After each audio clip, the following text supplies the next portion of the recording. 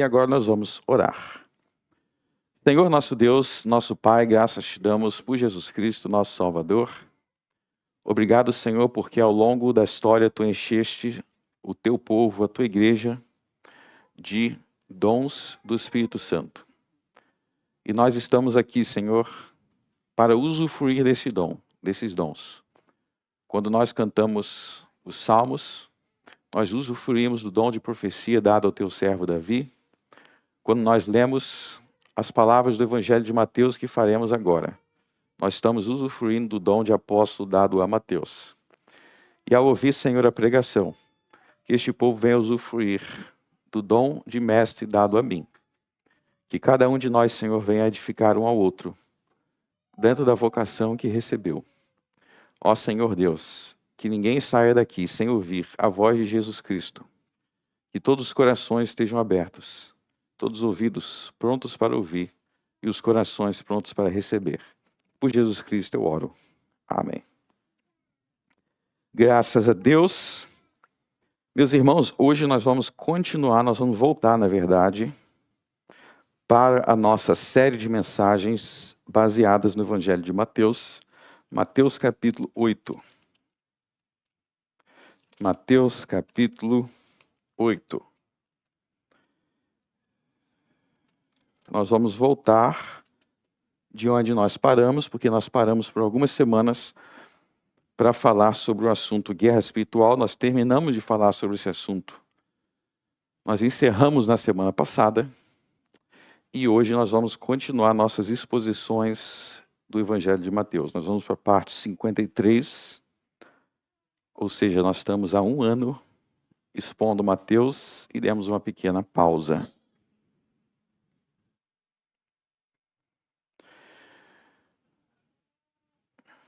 Para quem não sabe, Mateus foi um dos 12 apóstolos de Cristo, caminhou com Cristo. Nós vimos lá em 1 Coríntios 12 que existe o dom do apostolado. Aí você falou, nunca vi nenhum apóstolo aqui na igreja de Campo Bom. Não viu e nem vai ver. Mas você faz parte do mesmo corpo que tem o apóstolo Mateus. E ele recebeu o Espírito Santo para escrever o Evangelho sobre o que ele viveu com Cristo. Vamos ler dos versos 5 a 13. Mateus 8, 5 a 13. E entrando Jesus em Cafarnaum, chegou junto dele um centurião rogando-lhe, e dizendo, Senhor, o meu criado jaz em casa paralítico, e violentamente atormentado. E Jesus lhe disse, eu irei e lhe darei saúde. E o centurião respondendo disse, Senhor, não sou digno de que entres debaixo do meu telhado, mas dize somente uma palavra, e o meu criado há de sarar.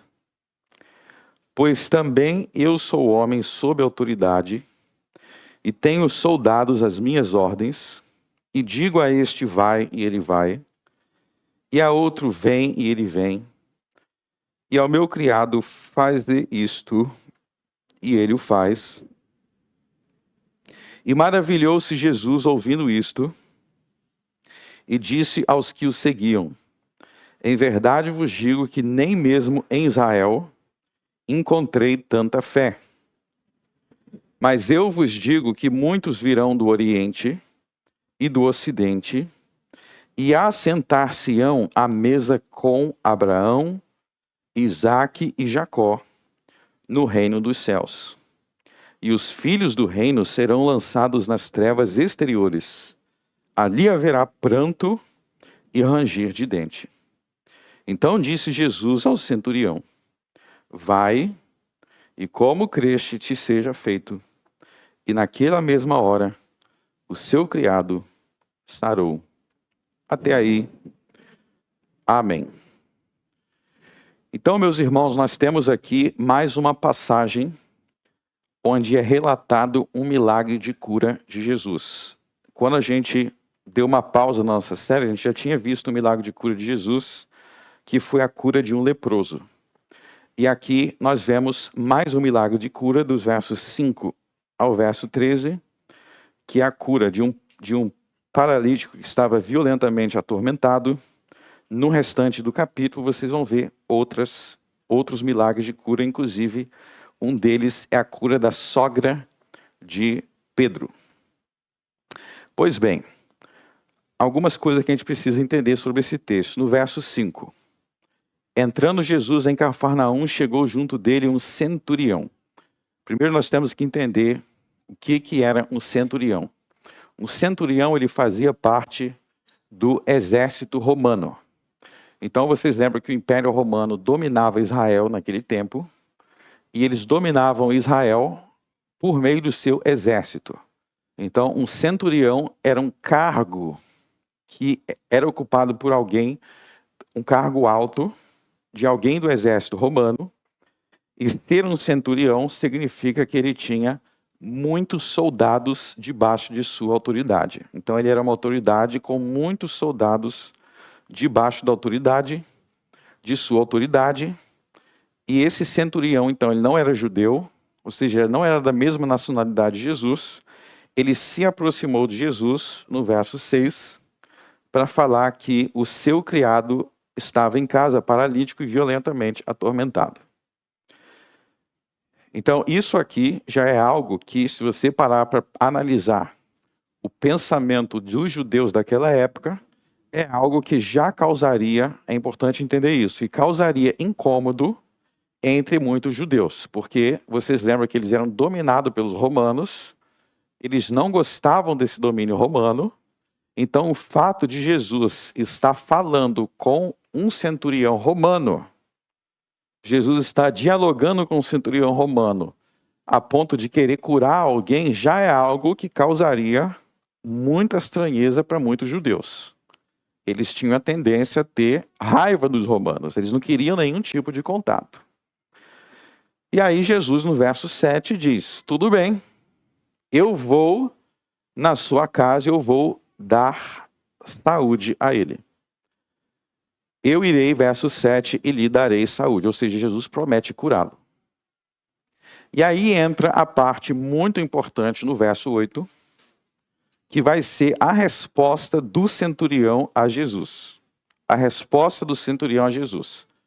É muito importante prestar atenção nesse diálogo entre Jesus e centurião, porque esse diálogo nos ensina muito sobre salvação.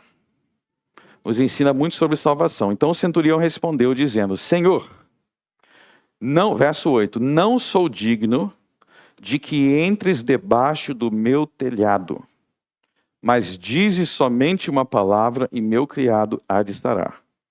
Então aqui, quando Jesus diz que vai até a casa dele, ele fala: Senhor, eu não sou digno que entres debaixo do meu telhado.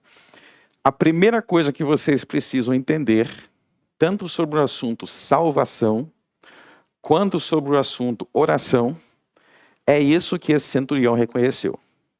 A Bíblia ensina que, comparado a Deus, comparado a Jesus Cristo, nós não somos dignos. Diante de Deus, nós não temos méritos. Diante de Deus, nós somos todos indignos. Isso é essencial para orar. Sem isso daqui, você não vai conseguir orar da forma adequada. O ser humano, isso vai muito na contramão do que nós costumamos pensar. O ser humano, por natureza, ele costuma ter uma mania de grandeza. Uma mania de que ele é muito, muito, muito digno, de que ele é muito, muito, muito bom. E a gente tem que sempre lembrar do seguinte. Imagina, a gente tinha pregado aqui sobre os leprosos, né? Imagina que tem dois leprosos. Tem dois leprosos, ou tem duas pessoas com algum tipo de enfermidade na pele. Aí, de repente, um deles fala assim: não, mas eu tenho menos, a minha lepra é menor. Aí ele fica se comparando com o outro e fala: não, aquele ali tem mais lepra, eu tenho menos. É assim quando a gente se compara com outros seres humanos. Quando a gente fica fazendo comparação humana, você pode olhar para outras pessoas e falar assim: ó, não sou tão ruim quanto aquela pessoa. Se a gente ficar na esfera humana, você fala, não, aquela pessoa fez isso, eu não chegaria a isso. O problema é que Deus não é homem. O problema é que a divindade não é assim. Então nós nos acostumamos tanto a comparações humanas verticais que a gente quer se aproximar de Deus fazendo o mesmo tipo de comparação. Você vê aqui que não, diante de Deus, nós não somos dignos. Senhor, não sou digno nem que você entre debaixo do meu telhado. Vocês lembram que João Batista disse? João Batista lhe falou sobre Jesus, eu não sou digno, nem de, se fosse hoje, eu ia falar, nem de abaixar e desamarrar o tênis. E de tirar o sapato. Eu não sou digno nem disso. Eu não sou digno do pó. Então a primeira coisa que você tem que reconhecer é que diante de Deus, nós somos indignos, porque nós somos pecadores, porque nós temos muita sujeira. E para entender essa questão de comparação humana, comparação com Deus, pensa no seguinte também. Imagina que a gente desliga essa luz aqui. Ó, vamos desligar essa luz. Se desligar essa luz, vai ficar mais difícil de ver a poeira ali, de ver que eu estou com caspa, de ver um monte de coisa. No escuro, você não vê as coisas. Quanto mais você se aproxima da luz, é aí que vai aparecendo a sujeira. Aquilo que você achava que estava limpo, quanto maior a luz, mais vai aparecendo sujeira. Então, olha só. Quanto mais perto você estiver de Deus, é um dos sinais que a gente realmente está próximo de Deus. Mas a gente vai reconhecer as nossas falhas, os nossos defeitos, então a gente vai ser mais humilde. As pessoas que não são humildes em relação a si mesmas, as pessoas que se veem como muito grandiosas, que não querem reconhecer suas falhas, é porque estão longe da luz. Estão longe da luz. Olha só que coisa interessante. Esse centurião disse, Senhor, não sou digno, nem que entres debaixo do meu telhado. Aí você pensa, então esse cara aqui não prestava. Olha só o que Jesus disse sobre ele no verso 10. Em verdade vos digo que nem mesmo em Israel encontrei tanta fé. Então, ele reconhecer que ele não era digno é porque ele estava muito perto de Deus, porque ele tinha muita fé. E por ter aquela fé toda, ele conseguia ver Deus próximo, e ao ver Deus próximo, ele era levado a enxergar a sua própria insuficiência. Sabe quem é que se acha muito grandioso, se acha muito incrível? São as pessoas que estão longe de Deus. Aí fica fácil, você está longe da luz, está tudo no escuro, aí você acha que está tudo bem. Vamos ler algumas passagens que falam sobre isso. Abra em Romanos capítulo 3.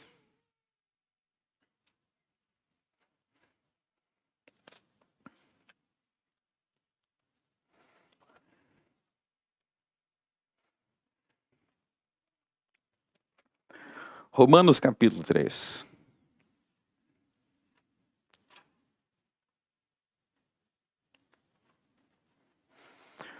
Romanos 3, 23.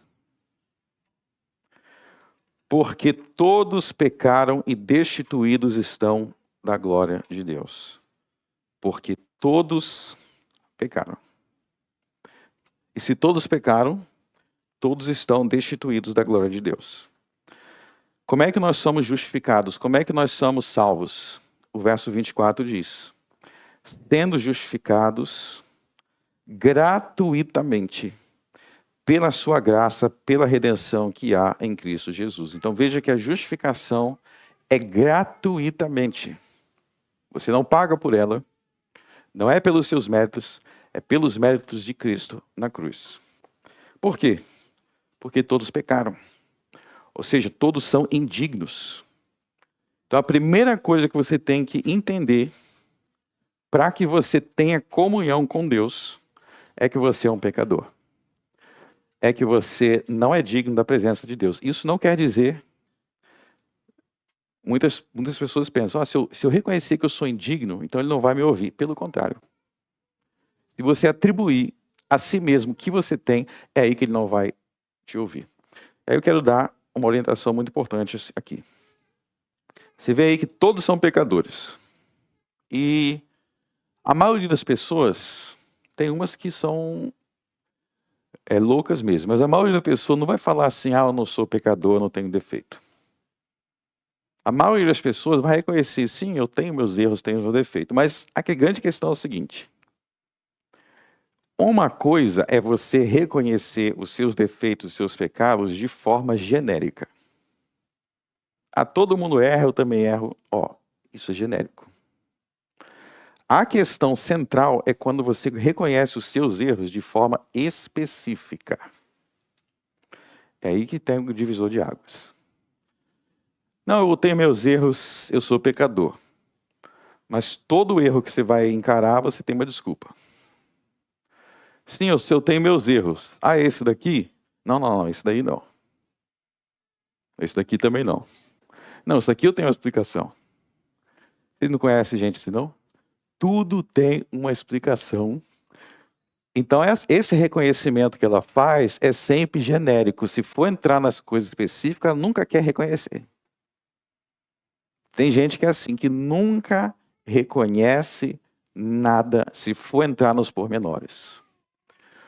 Ou seja, para todos esses efeitos práticos, essa pessoa não se reconhece como pecador. Porque nunca tem nada para ela apontar.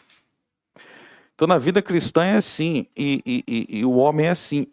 Tudo que é no genérico é muito fácil. Você tem algum problema no casamento? Eu tenho sim, todo mundo tem, né? Só que aí na hora de consertar, não basta ficar no genérico, você tem que reconhecer os seus problemas específicos. Não, eu tenho problema sim por causa disso daqui que eu faço. Por causa daquilo ali que eu faço. Por isso que nossa confissão de fé, com muita sabedoria, diz que o arrependimento não pode ser somente geral. A gente tem que se arrepender dos nossos pecados de maneira específica. Então, quero desafiar você a refletir aqui agora. Você se reconhece como pecador diante de Deus, que diante de Deus, você não é perfeito? Agora, essa parte é mais fácil. Agora, vamos para o mais difícil. Você tem o hábito de se perguntar sobre coisas específicas que você fez, que você precisa melhorar, ou é sempre tudo muito genérico? Aí que está o X da questão. Então esse centurião, ele reconheceu que ele não era digno, e esse é o primeiro passo que você precisa quando você for orar a Deus. Reconheça que Deus é muito grande, e a gente, carne e osso aqui, a gente tem muitas falhas, a gente não é comparável a Deus. Comece se colocando no seu lugar. Quando for falar com Deus, coloque-se no seu lugar. E é interessante que a Bíblia ensina que, aí você vai falar, não, mas eu também tenho coisas boas. E tomara que você realmente tenha coisas boas, né? Só que a Bíblia diz que até as coisas boas que nós temos, nos é dada do próprio Deus. E aí que está o X da questão. Então muita gente não entende isso porque a gente fala assim, não sou digno. Aí você começa a pensar, poxa, mas eu tenho essa virtude, eu faço isso, eu faço aquilo. Que bom que nem tudo sobre você é só maldade, né? Mas a gente tem que reconhecer que as coisas boas que nós temos vêm de Deus. As coisas boas que nós temos vêm de Deus, então a gente não tem esse motivo de se orgulhar. Abra, por exemplo, em Deuteronômio capítulo 8, é o 5º livro da Bíblia. Deuteronômio capítulo 8. Vamos explorar essa ideia de que tudo que tem de bom, seja bênçãos externas e principalmente a nossa própria justiça vem de Deus.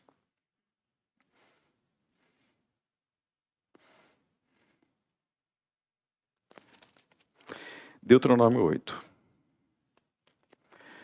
Todos os mandamentos que hoje vos ordeno guardareis para os cumprir, para que vivais e vos multipliqueis e entreis possuais a terra que o Senhor jurou a vossos pais.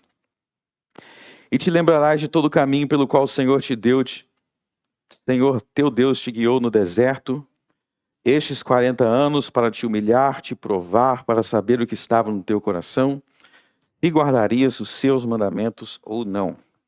Então você tem a ideia aí, Israel nesse período ele estava no deserto, e antes que alguém falasse assim, não, estou no deserto porque Deus me odeia. Deus está falando aqui, não, vocês estão no deserto porque eu estou te provando para te fazer bem. Para te fazer bem. E aí ele vai dizer, no verso 6,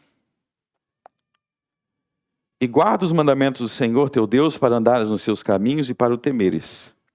Porque o Senhor teu Deus te põe numa boa terra, terra que de ribeiro de águas, de fontes, de mananciais que saem dos vales das montanhas, terra de trigo e cevada, de vides e figueiras e romeiras, terra de oliveiras, de azeite e mel. Então ele está falando todas as coisas que vai ter na terra prometida que eles iam entrar. Eles vão entrar na terra, eles estavam no deserto. Deus está falando, eu botei vocês no deserto porque eu odeio vocês. Eu botei para provar vocês e agora vocês vão entrar na terra prometida que vai ter tudo isso daqui. Só que aí tem um aviso. No verso 10. Quando, pois, tiveres comido e fores farto, louvarás ao Senhor teu Deus pela boa terra que te deu. Guarda-te, guarda-te, guarda-te, que não te esqueças do Senhor teu Deus, deixando de guardar os seus mandamentos, os seus juízos e os seus estatutos que hoje te ordeno, para não suceder que, havendo tu comido e fores fartos, havendo edificado boas casas, habitando-as, e se tiverem aumentado os teus gados e os teus rebanhos, e se acrescentar prata e ouro, e se multiplicar tudo quanto tens, se eleve o teu coração e te esqueças do Senhor teu Deus, que te tirou da terra do Egito, da casa da servidão, que te guiou por aquele grande e terrível deserto de serpentes ardentes e de escorpiões e de terra seca, em que não havia água, e tirou água para ti da rocha pederneira, que no deserto te sustentou com o maná que teus pais não conheceram, para te humilhar, para te provar, para no fim te fazer bem. E digas no teu coração, a minha força e a fortaleza da minha mão me adquiriu este poder. Antes lembrarás do Senhor teu Deus, que é Ele que te dá força para adquirir riqueza, para confirmar-lhe sua aliança que jurou a teus pais, como se vê neste dia. Então você vê aí qual é o ponto. Quando vocês entrarem na Terra Prometida, vocês vão trabalhar, vocês vão ganhar dinheiro, vocês vão construir casas, vocês vão prosperar, vocês vão crescer. Quando tudo isso acontecer, não digas em teu coração, verso 17, é pela minha força que eu tenho tudo isso. É porque eu sou muito inteligente, é porque eu sou incrível, é porque eu sou isso, eu sou aquilo. Não digas isso. Vocês vão falar, graças a Deus, porque é Ele quem me dá força. É Ele quem me dá todas essas coisas. É Ele quem me dá oportunidades, é Ele que abre portas. Vocês vão dar graças a Deus. Então você vê aqui que até as coisas materiais que nós temos, nós devemos dar graças a Deus. Romanos 1 mostra que o pecado original é a ingratidão. Deus colocou Adão no jardim. E Adão se achou autossuficiente. E foi ingrato com tudo que Deus lhe deu. Então nós devemos atribuir tudo a Deus, não só as coisas materiais. Nós vamos ver que também a nossa justiça, se nós somos justos, graças a Deus. Abre Romanos capítulo 6. Romanos capítulo 6.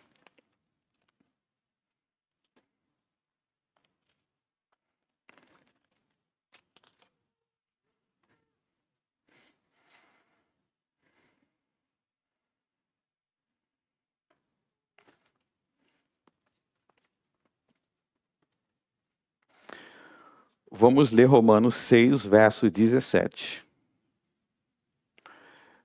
17 e 18. Mas graças a Deus que, tendo sido servo do pecado, obedeceste de coração a forma de doutrina a que fostes entregues. E libertados do pecado, fostes feitos servo da justiça. Então presta atenção, nós fomos libertados do pecado e nós fomos feitos servos da justiça. Verso 22. Mas agora libertados do pecado, feitos servos de Deus, tendes o vosso fruto para a santificação e por fim a vida eterna. Porque o salário do pecado é a morte, mas o dom gratuito de Deus é a vida eterna por Cristo Jesus, nosso Senhor. Então você vê que até quando nós somos justos, nós só somos justos, o que ele diz no verso 17? Graças a Deus que nos libertou para que fôssemos justos. Ou seja, a justiça que nós temos não é algo que provém de nós mesmos, mas é algo que é fruto da libertação do evangelho da graça de Deus. Por isso que ele fala libertado do pecado. Ou seja, até mesmo a nossa bondade, a nossa justiça, as coisas boas, nós temos que reconhecer que isso provém da graça de Deus em nossa vida. E, portanto, nós não temos méritos.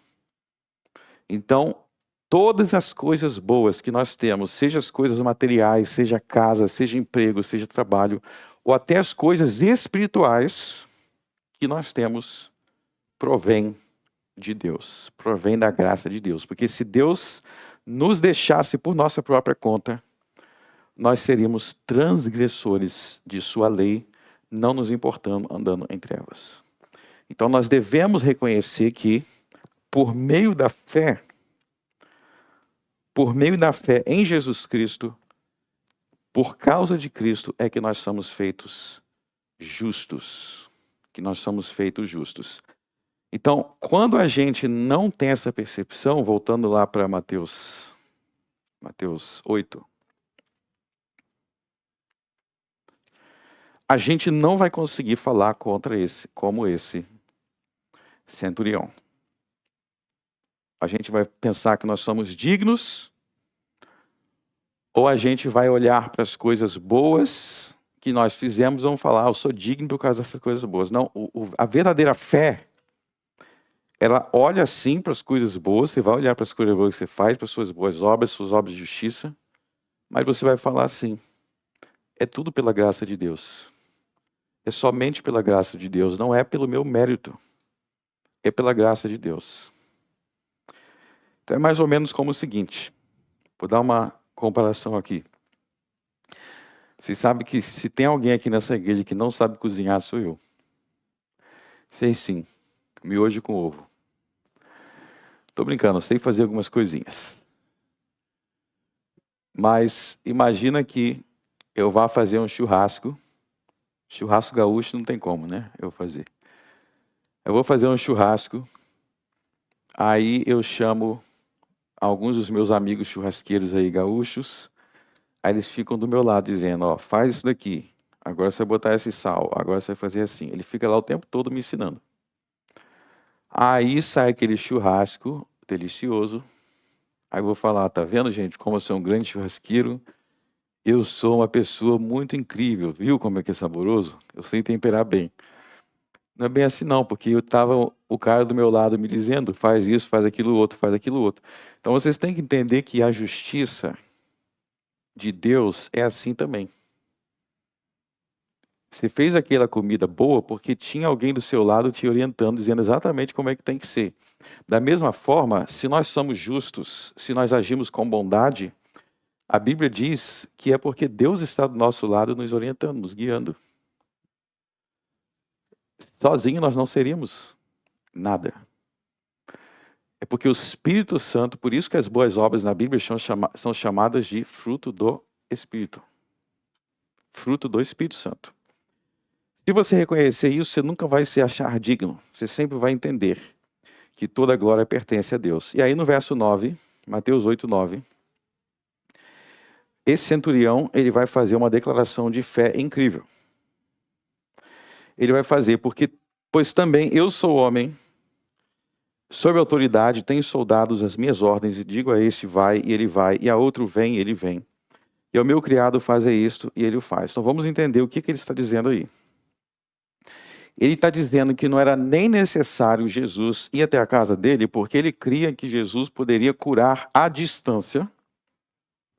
E ele vai usar uma comparação com os soldados que tinha sob a autoridade dele. E o que ele vai reconhecer sobre Jesus? Ele vai reconhecer que assim como na esfera humana, ele como centurião tinha soldados debaixo da autoridade dele, ele vai reconhecer que Jesus, espiritualmente, ele é o Senhor absoluto de todas as coisas. Ou seja, ele confessa Jesus como Senhor. E é a segunda parte da fé dele que eu quero enfatizar para vocês. Então, a primeira parte eu mostrei que ele se reconhecia como indigno, como pecador. É assim que a gente tem que se reconhecer também para se aproximar de Deus. Mas a segunda parte aí é que ele reconhece Jesus como Senhor absoluto. E aí eu quero dizer uma coisa para vocês. A maioria das pessoas não tem dificuldade com a ideia de Jesus Salvador. A maioria não tem. Como assim? Bom, a maioria das pessoas querem ser salvas de alguma coisa. Então, se você está doente, você quer ser salvo da sua enfermidade. Se você está com problemas financeiros, você quer salvar a sua conta bancária. Quando você morre, você quer ir para um lugar bom. Então, a ideia de salvação é alguém que vai trazer um benefício para você, que vai te beneficiar, vai te socorrer de alguma forma. Ninguém tem problema com esse aspecto. Eu estou doente, Jesus vai te curar. Você tem algum problema com isso? Ninguém vai dizer que tem. O verdadeiro problema das pessoas não é com Jesus enquanto Salvador, mas é com Jesus enquanto Senhor. Porque enquanto Salvador, Ele está te beneficiando, mas Senhor significa que, além dele te beneficiar, você deve obedecer às suas ordens. Então a maioria das... estou doente, Jesus quer te curar, você quer? A pessoa fala, claro que eu quero ser curado. Agora, se você perguntar, Jesus é o Senhor, e você tem que obedecê-lo porque Ele é o Senhor. Aí as pessoas recuam. Só que aqui nós aprendemos que não tem como separar as duas coisas. Porque o Jesus que é o Salvador, Ele é o Jesus que é o Senhor. Que é o que ele vai questionar no final do Sermão do Monte, capítulo 7, volta para o capítulo 7, verso 21. Nem todo que me diz Senhor, Senhor entrará no reino dos céus, mas aquele que faz a vontade do Pai que está nos céus. Então, Senhor significa fazer a vontade de Deus. É reconhecê-lo como Senhor. E aí eu quero apontar aí que esta é o segundo elemento que precisa existir para uma fé verdadeira. O primeiro que eu falei, você reconhecer que não é digno, mas o segundo é confessar que Jesus Cristo é o Senhor. Abre Romanos 10, Romanos capítulo 10.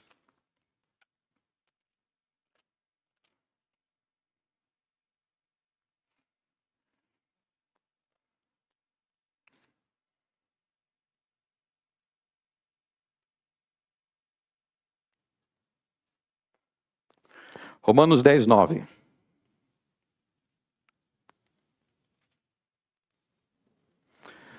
Vamos ler juntos? A saber, se com a tua boca confessares ao Senhor Jesus e em teu coração creres que Deus o ressuscitou dentre os mortos, serás salvo. Então confesse-o como o Senhor Jesus.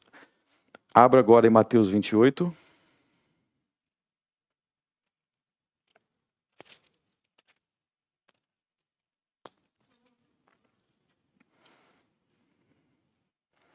Mateus 28, 19.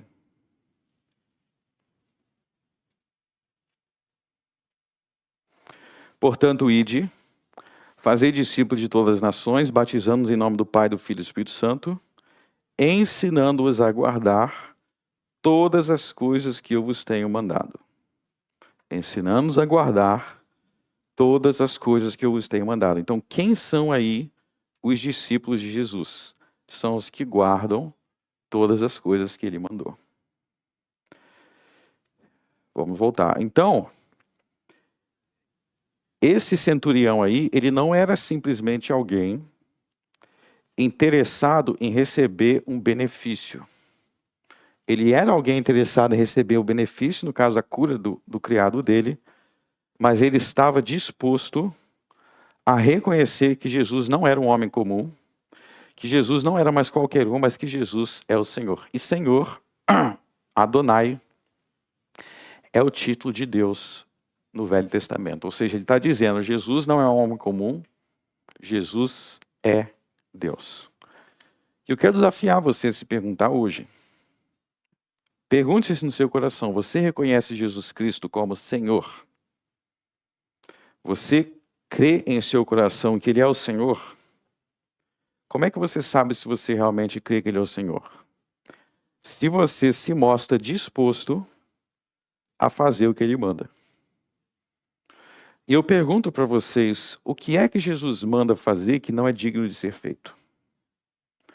O que é que Jesus ensinou que não é digno de ser imitado, seguido, obedecido?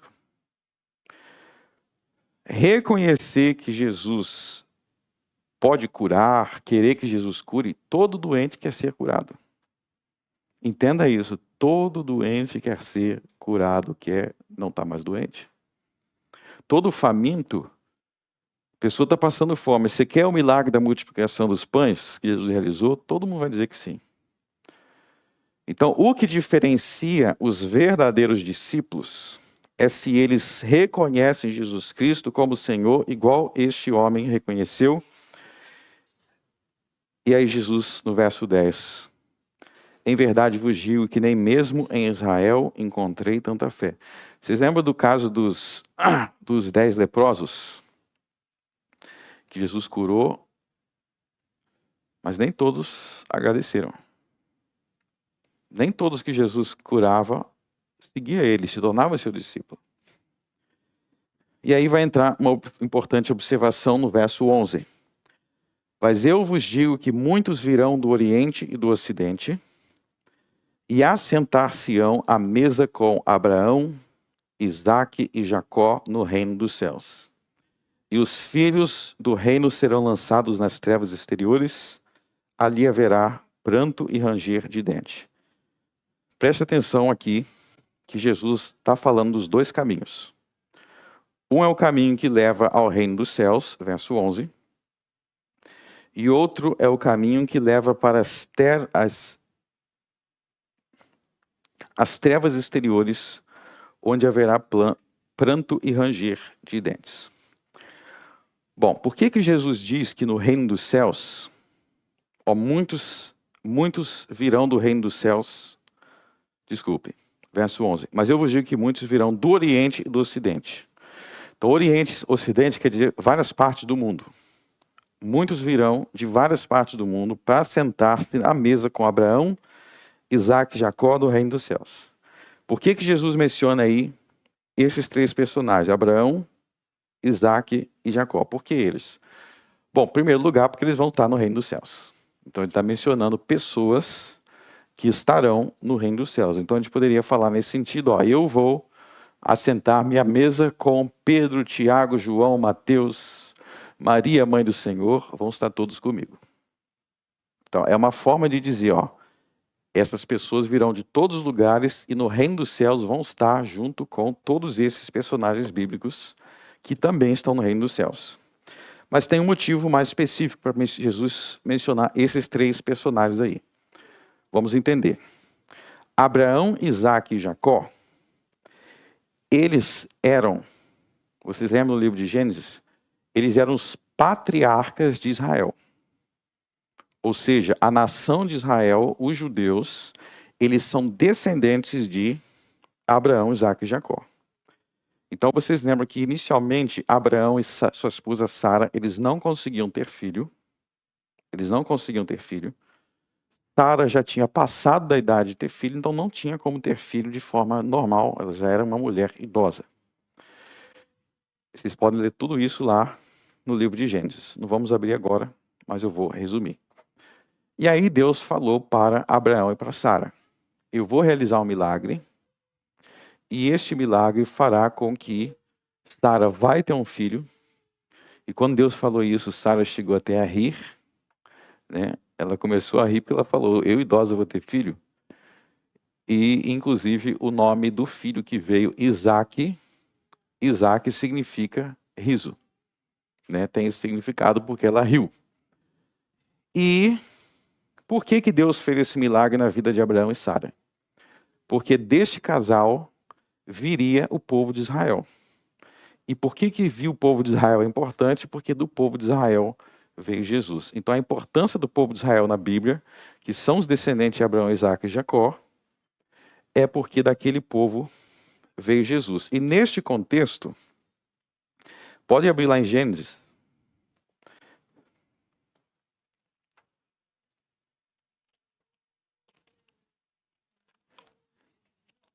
Gênesis capítulo 12.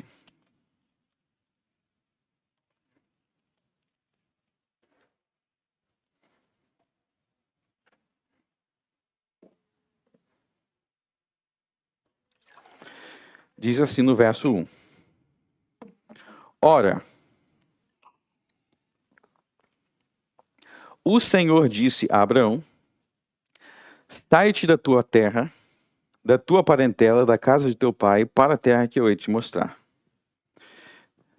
E far-te-ei uma grande nação, e abençoar-te-ei e engrandecerei o teu nome. Então vê aí que Deus promete que, a partir de Abraão, ele faria uma grande nação. Que nação é essa? Israel, que existe até hoje.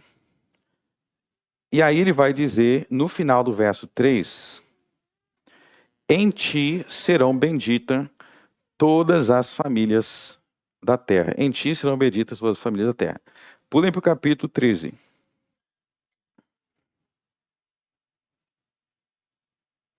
Capítulo 13, verso 14. Disse o Senhor a Abraão, depois que Ló se apartou dele: levanta agora os teus olhos e olha desde o lugar onde estás, para o lado do norte, do sul, do oriente e do ocidente. Porque toda esta terra que vês, te hei de dar a ti e a tua descendência para sempre. Então, para aí, Deus está falando que aquela terra aí, que fica lá no Oriente Médio, Deus daria aquela terra para os descendentes dele. Você vê que por todo o livro de Gênesis vai se repetindo essas promessas,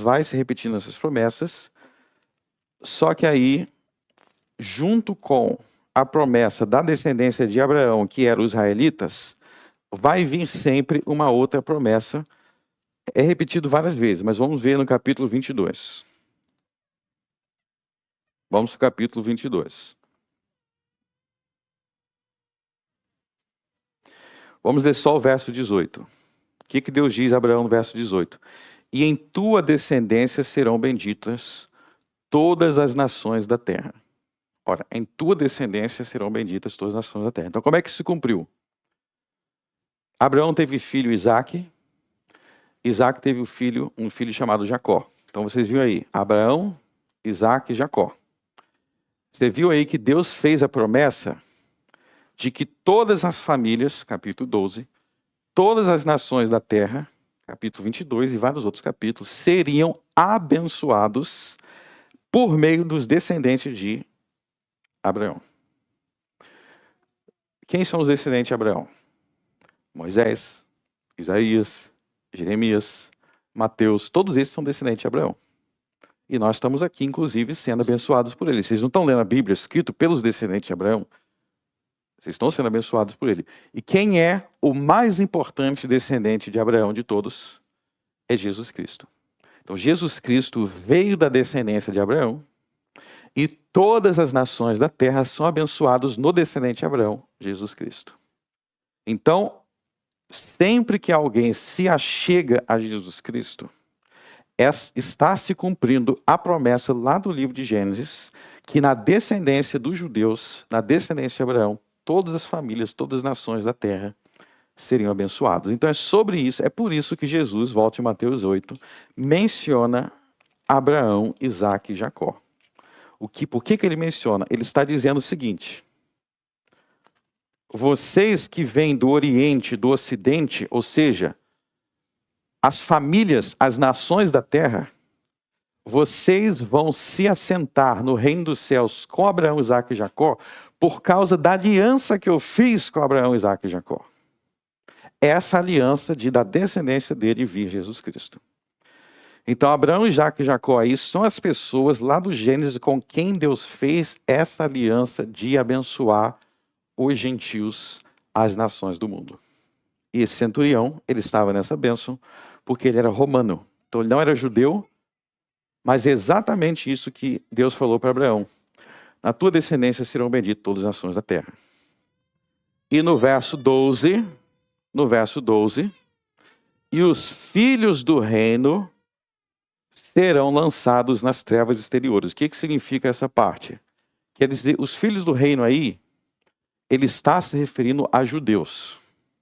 Ele está dizendo, você que é romano, você que não é descendente de Abraão, você vai para o céu junto com Abraão. E tem muitos que são judeus, Jesus está falando, tem muitos que são judeus, que são descendentes de Abraão, mas eles vão para o inferno. Então você vê aí, o que então faz com que alguém seja um herdeiro da promessa de Abraão? Não é só ser o descendente físico, mas é ter a mesma fé que teve Abraão. Então, mesmo esse cara sendo romano, ele tinha a fé no mesmo Deus de Abraão, ele teve fé em Jesus, o descendente de Abraão, mesmo sendo romano, então ele entraria no reino dos céus.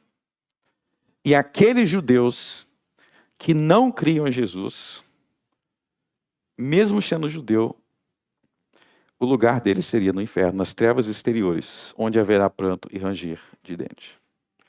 Ou seja, a promessa feita a Abraão, Isaque e Jacó chega a todos os que têm fé. E é isso que o livro de Gênesis já ensinava desde o princípio.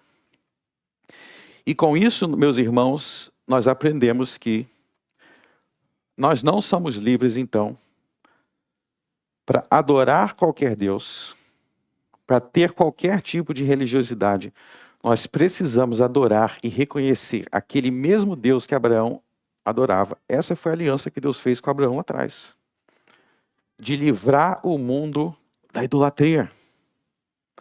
Nós precisamos ter a certeza que nós cremos e confiamos no mesmo Deus de Abraão, Isaque e Jacó, em Jesus Cristo, que é o seu descendente. E independentemente de quem nós somos, olha só o aviso do verso 12. E os filhos do reino serão lançados nas trevas interiores. A grande ênfase é o seguinte: se até os descendentes físicos de Abraão, eles podem se perder se eles não tiverem fé, o que dirá de nós que não somos descendentes físicos de Abraão? Tem gente que acha que está garantido. Tem gente que acha que está garantido, mas não existe garantia de nada à parte da fé. Então, se nós não tivermos fé em Jesus Cristo, não nos restará nada, exceto ser lançado nas trevas exteriores. Então você vê que não adianta ser filho biológico se não tiver fé. Por isso que é muito perigoso. Existem pais que acham que pelo fato de seu filho fazer parte da igreja, só isso não é suficiente. Porque você tem que transmitir esta fé. Não é simplesmente somente ter uma conexão visível com a igreja. É a mesma coisa do adulto, né? É a mesma coisa do adulto.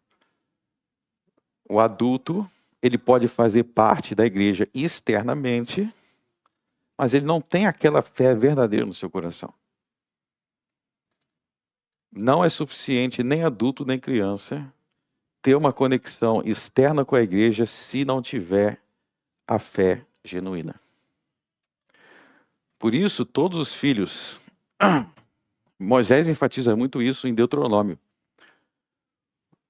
Moisés fala muitas vezes Deuteronômio 6, Deuteronômio 8, que aquelas crianças que nasciam no lar dos crentes do Velho Testamento, que eram circuncidadas, os seus pais tinham que ensinar aquela fé para aquela criança.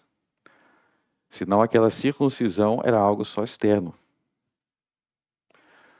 Todos os ritos e cerimônias da igreja só vão fazer sentido se tiver a realidade espiritual. Batismo, ceia do Senhor. Este país, nosso país, está cheio de pessoas que levam seus filhos para serem batizadas, mas não ensinam a fé para os seus filhos. E adulto também que vai ser batizado, mas não tem fé verdadeira. Então você vê que não era suficiente ser um descendente físico e biológico de Abraão se não tivesse a fé de Abraão. E veja aí, meus irmãos, que é muito claro e muito evidente que existe o reino dos céus e existe as trevas exteriores. Vocês podem ler de Gênesis até Apocalipse. Se vocês creem em Cristo, vocês vão ver que não existe nenhum outro destino final. Não existe outro destino. Só existe ou o reino dos céus ou o inferno. Não existe nenhum outro destino. E você precisa depositar a sua fé neste Deus. O Deus de Abraão, o Deus de Isaac, o Deus de Jacó, o Pai de nosso Senhor e Salvador de Jesus Cristo, da descendência de Abraão. Confie nele. Reconheça que ele é Senhor. Reconheça que ele é Senhor e Salvador. Confesse isso com a sua boca e creia nele com o seu coração. E aí nós vemos o que aconteceu no verso 13. Então disse Jesus ao centurião: vai e como creste, te seja feito. E naquela mesma hora o seu criado sarou. Naquela mesma hora. Naquela mesma hora já foi realizado o milagre ali. Porque Jesus é o Senhor, ele domina sobre tudo, ele tem poder sobre todas as doenças. Senhor quer dizer que ele é o Deus absoluto sobre todas as coisas, não tem doença que seja mais forte para ele. E esse centurião, ele reconheceu algo que hoje em dia, sem reconhecer isso, não tem como ser cristão. Porque ele reconheceu que Jesus poderia curar à distância. Isso é algo, um detalhe que a gente precisa observar aí. Porque na maioria das curas no Evangelho, Jesus se aproximava da pessoa, botava a mão, ou encostava, ou conversava. A maioria das curas era assim. E algumas pessoas vão pensar assim, ó, Jesus hoje, ele não está na terra, porque ele foi para o céu. Então, tem gente que vai pensar, então como ele não está na terra, ele não tem como curar. E tem gente que vai até perdendo a fé. Ah, ele não tá, Jesus não está aqui. Eu queria tanto que Jesus estivesse aqui agora, porque aí ele ia fazer, aí ia acontecer.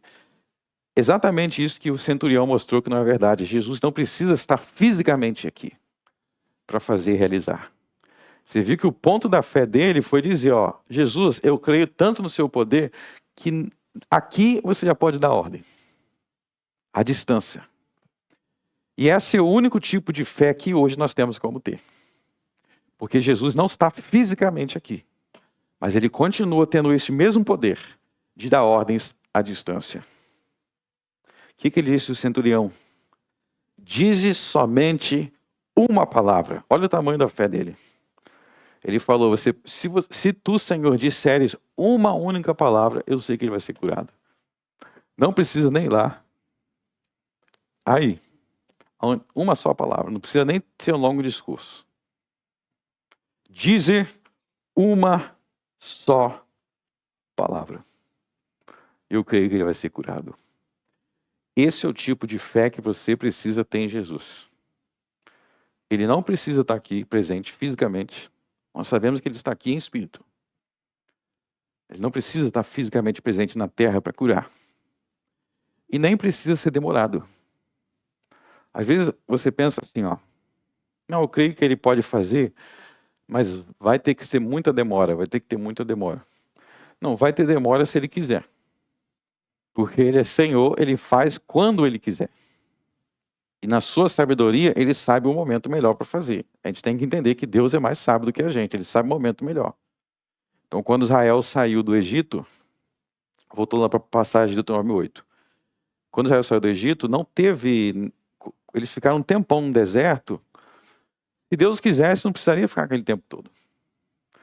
Eles ficaram aquele tempo todo porque Deus queria prová-los. Deus queria prová-los. E às vezes, você não tem condições de receber algo de imediato. A gente acha que tudo tem que ser de imediato, mas às vezes a gente não tem condições. Se receber de imediato ali, vai dar problema. Deus sabe o melhor, mas o negócio é o seguinte, o poder de Deus, ele pode fazer assim. Dizer só uma palavra, se falar agora, vai. Então, pode ser que não demore. O problema é que a gente fica querendo controlar. A gente quer ser o Senhor, né? Por isso que acontece, vocês já viram... eu vou olhar por aquilo durante 7 semanas. Hoje já está marcando data. Então, se Deus quiser te dar na primeira. Você não tem que determinar o tempo, a data. Você tem que orar a Deus, pedir a data, pedir a Deus e Ele que determina. Porque Ele é Senhor. Então, ore com essa fé. Peça a Deus com essa fé. E tenha paciência no tempo dele. Diz só uma palavra. E será curado. Vocês sabem qual é a maneira correta para finalizar? A maneira correta de participar de um culto é muito diferente de participar de uma palestra e um show. A pessoa vai no show e ela vai acompanhar o que está sendo feito lá no palco, né? Não é assim que se participa de um culto. Você participa de um culto entendendo que existe o Espírito de Cristo aqui. E o Espírito de Cristo aqui te liga com Cristo na terra, no céu. Então você na terra, pelo Espírito Santo, que é o Espírito de Cristo, você está ligado com Cristo no céu. Então tudo que você ouve, tudo que você canta, tudo que você ora aqui, você deve fazer interagindo com Deus. Então, por exemplo, na hora que eu li aqui sobre o milagre que Deus fez na vida de Eliseu, né? Eu li aqui 2 Reis. Tu não tem que ler aquilo só acompanhando como se fosse uma plateia. Você tem que ler aquilo no seu coração, você vai conversando com Deus. Deus, eu estou precisando daquele outro milagre. Assim como tu fizeste com Eliseu, faça um milagre que eu estou precisando também. Ou você ouviu uma passagem de algo que você precisa se arrepender. Eu estou errando nisso daqui. Você já vai conversando com Deus sobre aquilo ali. Deus, me ajuda a consertar isso na minha vida. O culto é assim, o culto é interativo. Você tem que acompanhar o culto interagindo ali com Deus. Por quê? Porque você vai ter a fé desse centurião, que mesmo que Jesus esteja fisicamente longe, espiritualmente ele está do teu lado. Ele está do teu lado espiritualmente. E você já vai conversando com ele ali. Amém. Vamos orar. Altíssimo Deus, obrigado pelos milagres de Cristo. Obrigado, Senhor, por todas as respostas de oração. Obrigado, Senhor, por usar este centurião para nos ensinar a ter fé. Que nós venhamos ser pessoas humildes, que venhamos reconhecer que, comparado a Deus, ninguém é digno, ninguém é suficiente perante Ele, porque a sua santidade é infinita e nós somos falhos. Nos dê, Senhor, um coração para sempre nos aproximarmos de Deus com humildade. Pedimos também, Senhor, que nós venhamos reconhecer que Jesus Cristo é o Senhor, que seu poder absoluto, Ele faz o que quer, quando Ele quer. Ele é onipotente, Ele é compassivo. Que ao reconhecer isso, Senhor, nós venhamos ser abençoados como esse centurião, que confiou em Jesus, e tendo confiado, foi galardoado. Graças te damos a Deus. Se há alguém aqui que ainda não te reconhece como Senhor, esteja concedendo fé. Por Jesus Cristo eu oro. Amém.